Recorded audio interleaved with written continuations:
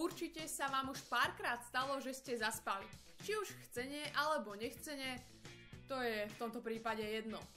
Aj keď mi na to ešte učitelia moc neprišli, často sa mi stáva, že vstanem v čase, keď som už mala vyraziť do školy.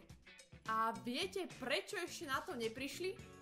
Kvôli mojim fintám, ako ušetriť čas. Intro!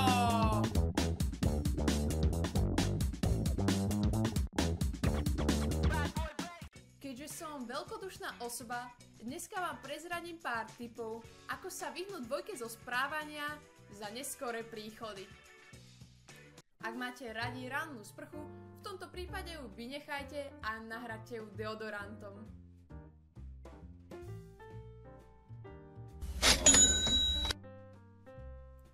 Ak sa nestíhate učesať, tak si nechajte rozpustené vlasy. Ak sa nestíhate namalovať, hoďte na seba mikinu s kapucňou.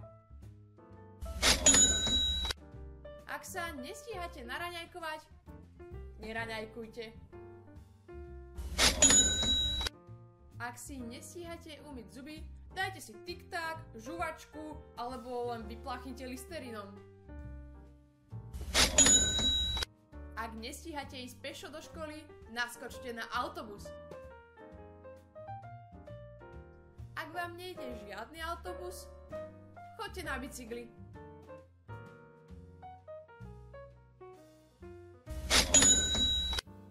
Ak si nestíhate zašnurovať topánky, dajte si kroksy.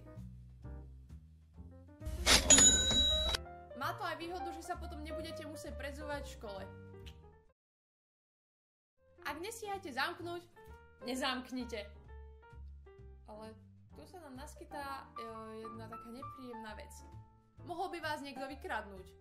A to by vám vlastne už moc neušetrilo čas.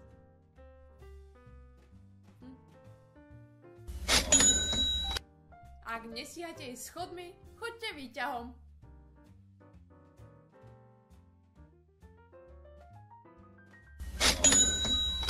Keď sa tak zamyslím nad tými mojimi všetkými radami, ktoré som vám dala, ako ušetriť čas, tak sú to v podstate len veci, že vybodnite sa na hento, vybodnite sa na to, takže vlastne v konečnom výsledku, keď niečo nestíhate, tak naozaj nič nestihnete. Preto odporúčam vstať skôr, všetko v pohode, v chile zvládnuť a nebudete mať stresy celý deň, že ste si zabudli umyť ruky, zuby aj ruky, že ste nezamkli dom a nikto vás nevykradol, že ste sa normálne učesali, namalovali, vyzeráte ako človek a že ste jednoducho stihli sa pomaly ráno ešte aj naučiť. Vlastne uznávam všetkých ľudí, ktorí dokážu ráno vstať bez toho, aby potom boli celí v strese, že nestíham nič. Takže to je vlastne možno taká moja motivácia preto, aby som vstala vtedy, keď mi zazvoní budík a neodkladala ho ďalších 10 krát.